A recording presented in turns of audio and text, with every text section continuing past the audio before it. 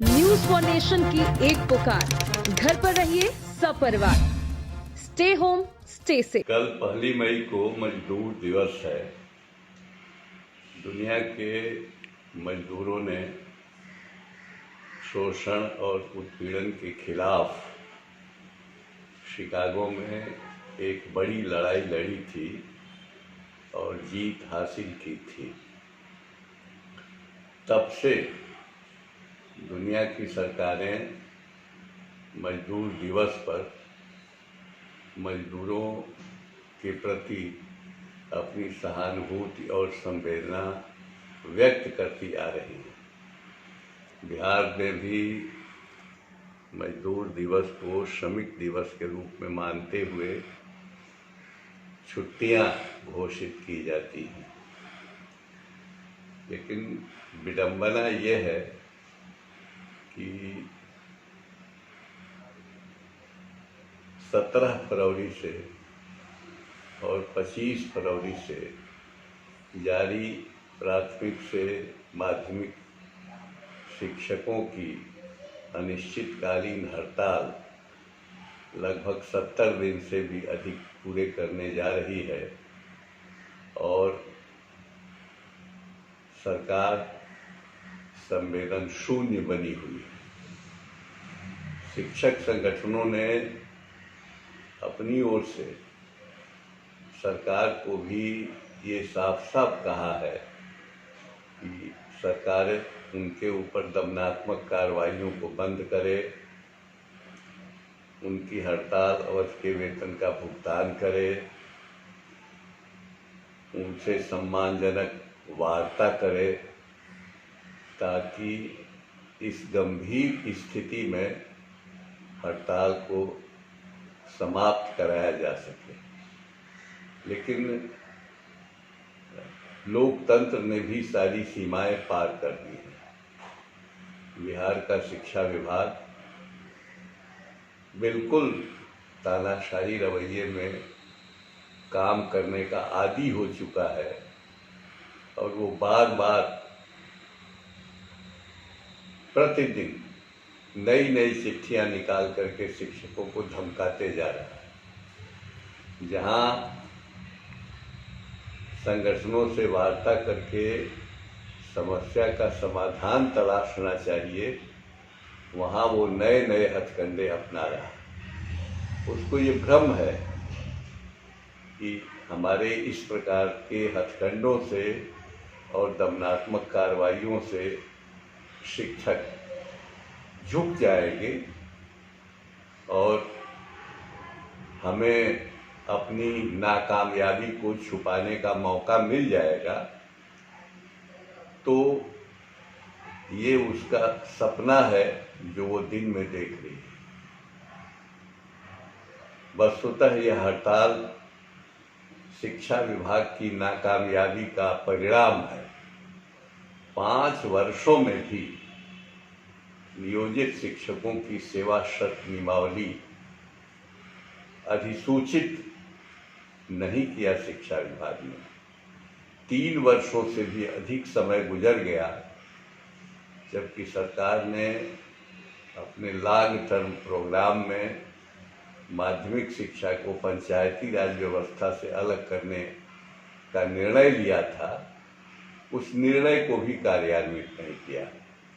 यहाँ तक कि वित्तरहित शिक्षकों, चाहे वो कॉलेजों और विश्वविद्यालयों के हों, चाहे वो स्कूलों के हों, कॉलेजों के हों, उनके लिए जो राशि माननीय मुख्यमंत्री जी ने स्वीकृत करने की बात कही थी, उसको भी समय पर स्वीकृत नहीं किया। जो राशि थी उसको भी लैप्स करवा दिया और इस तरीके से एक पर एक नाकामी शिक्षा विभाग छुपाता जा रहा है। और कोरोना के इस वैश्विक संकट में जबकि शिक्षक सरकार के साथ खड़े हैं, पीड़ित मानवता की सेवा कर रहे हैं, उन्हें धमकाने, डराने, सरेंडर कराने की सारी प्रक्रिया मुफस्सिल के अधिकारियों के माध्यम से शिक्षा विभाग लगातार कर रहा है। और विडंबना ये है कि माननीय शिक्षा मंत्री जी सिर्फ अखबारों में बयान जारी करते हैं, मीडिया में बयान जारी करते हैं, सोशल डिस्टेंसिंग का पालन करते हुए, जबकि आज मंत्रिपरिषद की बैठकें भी हो रही हैं, अन्य बैठकें भी हो रही हैं, तो क्या हड़ताल जैसी गंभीर समस्या का समाधान सोशल डिस्टेंसिंग का पालन करते हुए नहीं की जा सकती? लेकिन प्रश्न है कि विभाग ऐसा चाहता है कि नहीं, सरकार ऐसी चाहती है कि नहीं, माननीय मुख्यमंत्री जी ऐसा चाहते हैं कि नहीं। अगर हड़ताल को इसी प्रकार सरकार चलाना चाहती है, शिक्षा विभाग चलाना चाहती है, तो उसे आज़ादी तो है ही चलाने की। लेकिन इस राज्य में इससे भी बड़ी बड़ी हड़तालें हुई हैं, लेकिन सरकारों ने अपने लोकतांत्रिक धर्म का पालन किया है और संगठनों के साथ वार्ता किया है, सम्मानजनक समस्याओं का समाधान किया है। ऐसी जिद उन्होंने कभी नहीं की है। लेकिन आज जो जिस तरह की कार्रवाइयाँ हो रही हैं, वो आने वाले दिनों में क्षम्य नहीं मानी जाएगी।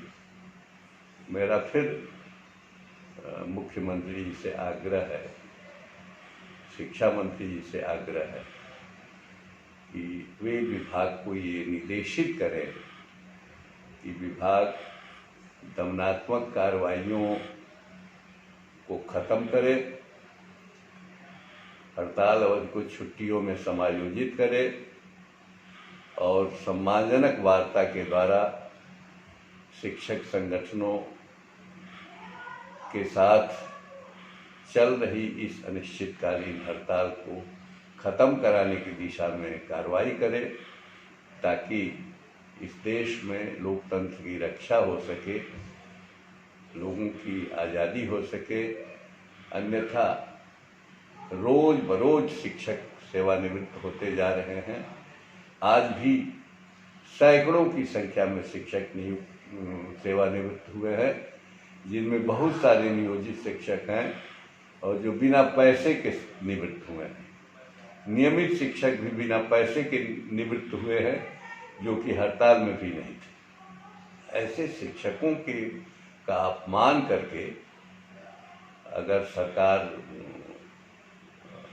अपनी लोकतांत्रिक मर्यादाओं का पालन कर रही है, तो मैं समझता हूँ कि ये किसी भी तरीके से उचित नहीं है। हर चीज़ का समाधान वार्ता के द्वारा ही किया जाना चाहिए। बड़ी बड़ी समस्याएं वार्ता के द्वारा सुलझाई जाती हैं, तो हड़ताल जैसी समस्या का समाधान भी वार्ता से सुलझाया जा सकता है। दमनात्मक कार्रवाइयों से हड़ताल को तोड़ने फोड़ने की कार्रवाई पूरी नहीं की जा सकती है और अधिकारियों की कुत्सित मानसिकता पूरी नहीं हो सकती।